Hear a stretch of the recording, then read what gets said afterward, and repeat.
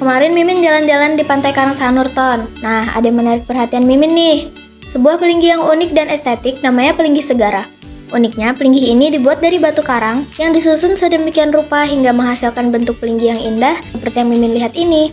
Setelah Mimin cek di internet, ternyata pelinggih ini sudah trending dan mendunia loh. Pembuat pelinggih indah dan unik ini adalah anak Agung Joni Antara, yang kerap dipanggil Gung Joni. Pelinggih ini biasanya digunakan warga setempat untuk mengaturkan sesaji atau banten dan memohon keselamatan sebelum melaksanakan aktivitas yoga di pantai.